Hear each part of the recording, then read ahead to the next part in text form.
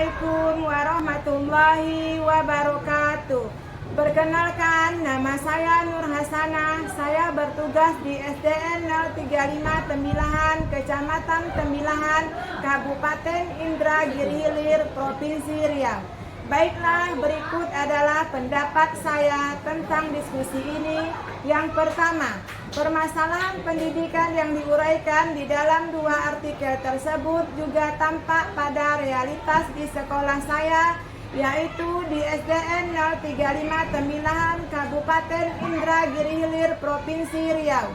Artikel pertama menekankan bahwa kualitas pendidikan di Indonesia masih rendah, terutama karena keterbatasan sarana prasarana, distribusi guru yang belum merata, serta kompetensi pendidik yang belum optimal.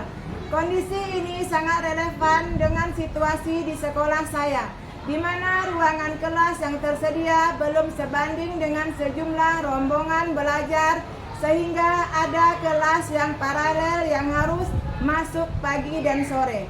Fasilitas pembelajaran yang sangat bergantung pada metode tradisional menggunakan papan tulis, sedangkan perpustakaan sekolah memang ada, tetapi koleksi bukunya terbatas dan sebagian besar masih banyak kekurangan, sehingga siswa kesulitan untuk mendapat bahan bacaan yang sesuai dengan perkembangan zaman. Artikel kedua membahas pentingnya pembangunan struktur pendidikan di wilayah pedesaan sehingga berkembang untuk meningkatkan akses kualitas pembelajaran. Hal ini juga terkait daerah kami, di mana sebagian siswa masih menghadapi hambatan geografis seperti jarak tempuh yang cukup jauh menuju sekolah. Ada siswa yang setiap hari harus menyeberang menggunakan sampan kecil melewati parit atau sungai, sementara yang lain berjalan kaki sekitar 2-3 km dari rumah di daerah kebun atau kampung seberang. Ketika musim hujan, jalan tanah menjadi licin dan becek, sehingga perjalanan menjadi lebih berat. Namun menjadi perbedaan, dukungan masyarakat dan orang tua di sekitar cukup besar. Banyak orang tua yang rela bangun lebih pagi untuk mengantar anaknya.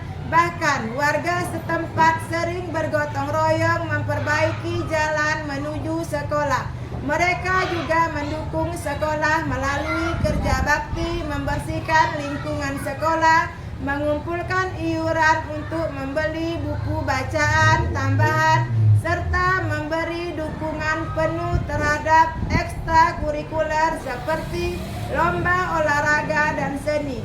Semangat kolektif ini membuat motivasi anak untuk tetap bersekolah relatif terjadi meskipun akses dan fasilitas masih terbatas.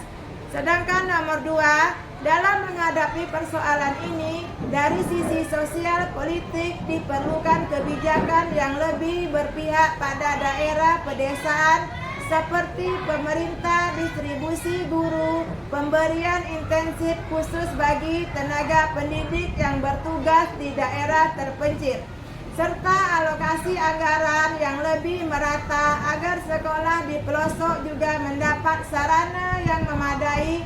Dari sisi sosial, budaya kolaborasi antara sekolah, orang tua, dan masyarakat menjadi kunci dalam menciptakan hak anak untuk memperoleh pendidikan yang layak tanpa didiskriminasi gender, status sosial, maupun latar belakang budaya. Sedangkan nomor 3, keterkaitan isi artikel dengan modul 1 BMP Studi Komparatif Pendidikan Dasar di berbagai negara juga jelas terlihat. Modul tersebut menekankan pentingnya membandingkan praktik pendidikan di negara lain untuk menemukan solusi yang relevan bagi Indonesia. Artikel pertama menyoroti bagaimana rendahnya kualitas pendidikan di Indonesia berhubungan dengan capaian DSGS, sementara artikel kedua menunjukkan bahwa kesenjangan akses dan kualitas di pedesaan merupakan masalah umum di banyak negara berkembang. Dengan demikian, pengalaman global dapat menjadi cermin bagi Indonesia, termasuk bagi sekolah seperti di SDN 035 Tembilahan untuk memperbaiki mutu pendidikan melalui peningkatan infrastruktur, penguatan kapasitas guru, serta keterlibatan aktif masyarakat lokal. Terima kasih.